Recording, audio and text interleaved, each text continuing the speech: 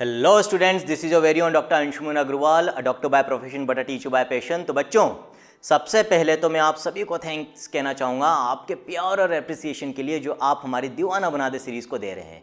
Actually बच्चों, बात यह है कि ये जो विजुअलाइजेशन एनिमेशंस के थ्रू, प्रैक्टिकल एग्जाम्पल्स के थ्रू जब हम पढ़ते हैं तो ये जो पढ़ाई का तरीका है ये इतना एन्जॉयबल और इफेक्टिव होता है कि ये चीज़ पॉसिबल ही नहीं है कि किसी बच्चे को ये समझ में ना आए या फिर बच्चा इसको इंजॉय ना करे या इसको इफेक्टिवली ग्रैस्प ना कर पाए।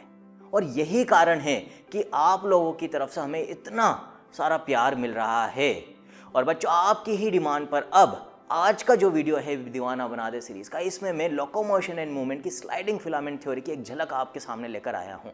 बच्चों, जब हम लोकोमोशन एंड मूवमेंट चैप्टर पढ़ते हैं जो कि 11th बायोलॉजी एनसीईआरटी में ह्यूमन फिजियोलॉजी यूनिट का एक चैप्टर है, तो इसमें हम पढ़ते हैं मसल्स के बारे में और हमारे स्केलेटन के बारे में, that is bones and cartilages. और बच्चों, जब हम मसल के बारे में पढ़ते हैं तो यहाँ पर डिटेल में mechanism of contraction of skeletal muscle आता है, जिसको एक्सप्लेन किया जाता है स्लाइडिंग फिलामेंट थ्योरी से। जिन बच्चों ने ये चैप्टर पढ़ रखा है वो इजीली रिलेट कर पाएंगे। बाकी जो डिटेल है बच्चों वो तो आपको सरल ऐप पे इस चैप्टर में लेक्चर में मिल ही जाएगा, वहाँ पे बहुत ही खूबसूरती से मैंने एक्सप्लेन कर रखा है। लेकिन जिन्होंने नहीं पढ़ रखा है, जिनको ज़्यादा नॉलेज नहीं है, उनके लिए भी मैं ब्रीफली यहाँ पर एक्सप्लेन करूँगा कि स्लाइडिंग फिलामेंट थ्योरी में होता क्या है। बच्चों, हमारी किसी भी स्केलेटल मसल में जब कॉन्ट्रैक्शन होता है, मान लो मेरे हाथ की मसल में कॉन्ट्रैक्शन मुझे चाहिए, मूवमेंट चाहिए मेरे को हाथ में, तो उसके लिए मेरे हाथ की मसल्स में कॉन्ट्रैक्शन होना चाहिए। और ये कॉन्ट्रैक्शन होगा कैसे बच्चों? इसके लिए इन्फॉर्मेशन मिलनी चाहिए मसल को कि मुझे कॉन्ट्रैक्ट होना है। और ये इन्फॉर्मेशन कहाँ से आती है? हमारी ब्रेन से। बॉडी को कंट्रोल तो ब्रेन ही कर रहा है बच्चों। और ये इन्फॉर्मेशन हमारे ब्रेन से हमारी मसल तक कैसे आएगी? With the help of neurons, जो इलेक्ट्रोकेमिकल सिग्नलिंग के थ्रू इस इंफॉर्मेशन को हमारे ब्रेन से मसल्स तक भेजते हैं। अब ये इलेक्ट्रोकेमिकल सिग्नलिंग वगैरह क्या होती है ये मैंने बहुत डिटेल में लेक्चर में बता रखी है, वो आप ऐप पर देख सकते हो बच्चों, ठीक है। अब जब ये सिग्नल हमारी मसल तक पहुंच जाता है तो फिर क्या होता है बच्चों, वो मैं आपको बताता हूं। जब ये सिग्नल हमारी मसल तक पहुंचता है तो हमारी स्केलेटल मसल सेल्स के अंदर कैल्शियम का रिलीज होता है फ्रॉम द एंडोप्लाज्मिक रेटिकुलम। बच्चों, हमारे जो स्केलेटल मसल सेल्स होते हैं उनके एंडोप्लाज्मिक रेटिकुलम को हम सार्कोप्लाज्मिक रेटिकुलम कहते हैं, जो कि store house of calcium ions होते हैं। जैसे ही ये इलेक्ट्रोकेमिकल सिग्नलिंग हमारी मसल सेल्स तक पहुंचती है तो ये सार्कोप्लाज्मिक रेटिकुलम इन कैल्शियम आयंस को रिलीज कर देते हैं into the cytoplasm of the skeletal muscle cell, जिसके अंदर मसल कॉन्ट्रैक्शन के लिए रिस्पॉन्सिबल स्ट्रक्चर्स होते हैं मायोफिब्रिल्स, जो दो मेन कॉन्ट्रैक्टाइल प्रोटीन्स के बने होते हैं, एक्टिन और मायोसिन।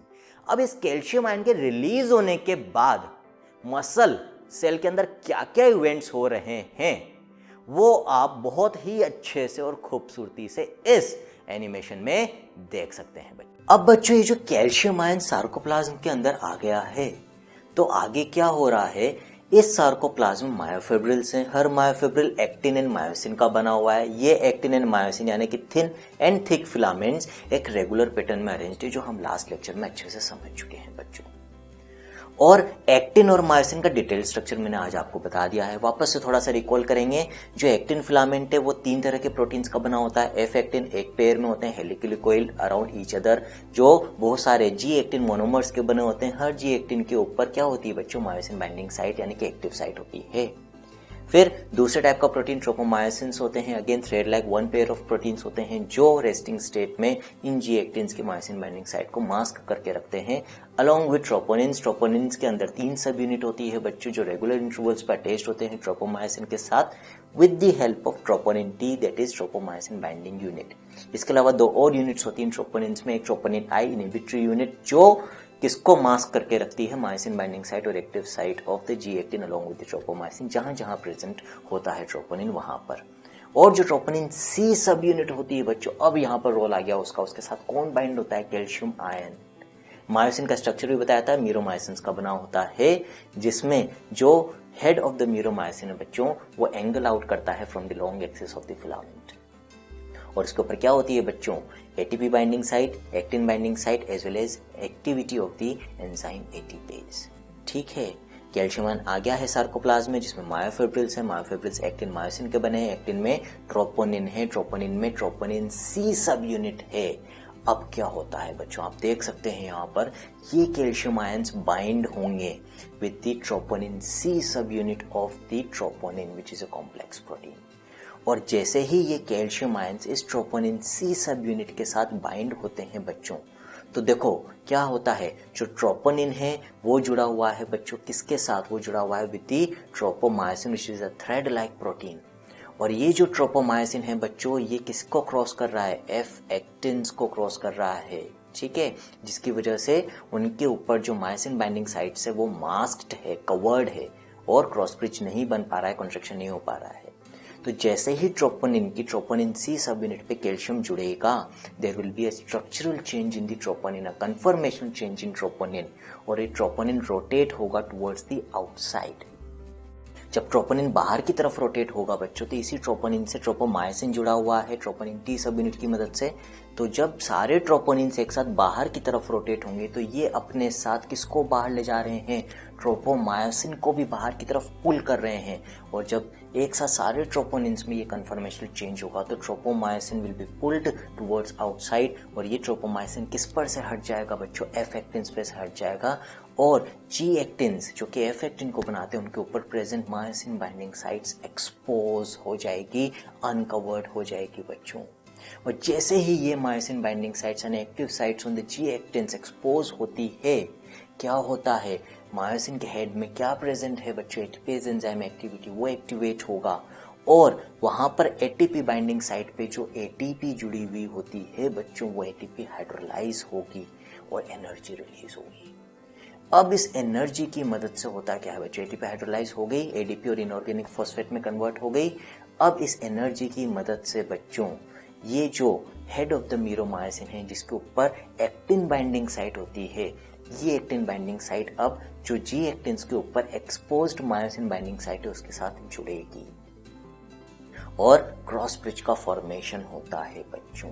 बन गया क्रॉस ब्रिज। अब क्रॉस ब्रिज बन चुका है।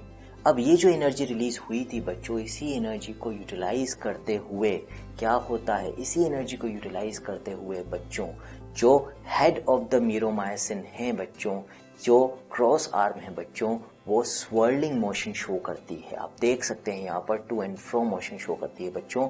वो क्या करता है, हेड जो जी एक्टिन है उसके साथ क्रॉस ब्रिज बना चुका है, अब वो एक स्वर्लिंग मोशन शो करेगा जिसकी वजह से ये जो एफ एक्टिन है, जो एक्टिन फिलामेंट है, it will be pulled towards the M line. M line क्या थी बच्चों, बताया था लास्ट लेक्चर में, M line bisects the middle of the dark band और the A band of the myosin filaments, जो कि मायोसिन प्रोटीन की बनी हुई होती है। तो यहाँ पर क्या होगा बच्चों, पहले एटीपी हाइड्रोलाइज हुई, एडीपी इनऑर्गेनिक फॉस्फेट में कन्वर्ट हुई, उसके बाद क्रॉस ब्रिज का फॉर्मेशन हुआ। क्रॉस ब्रिज के फॉर्मेशन के बाद जो मायोसिन का हेड है बच्चों, वो पुल करता है एक्टिन फिलामेंट्स को टुवर्ड्स द एम लाइन। तो जब एक्टिन फिलामेंट्स एम लाइन की तरफ पुल होते हैं बच्चों, तो हो क्या रहा है, जो मायोसिन फिलामेंट्स हैं उनके ऊपर there is sliding of the actin filaments towards the M line, ठीक। और इस तरह से क्या होता है बच्चों, shortening of the muscle fibre, that is contraction takes place. तो बच्चों आया ना मजा विजुअलाइजेशन की दुनिया को देखकर। तो बच्चों इसी तरह से यदि हम हर टॉपिक को पढ़ें तो पढ़ाई बहुत ही आसान, साथ ही साथ एंजॉयबल भी हो जाती है। इसी तरह के और वीडियोस के लिए स्टे कनेक्टेड, और आपको यदि और भी लेक्चर्स पढ़ने हैं तो आप ई सरल की ऐप डाउनलोड कर सकते हैं। Stay connected with us and do subscribe our channel. Good bye.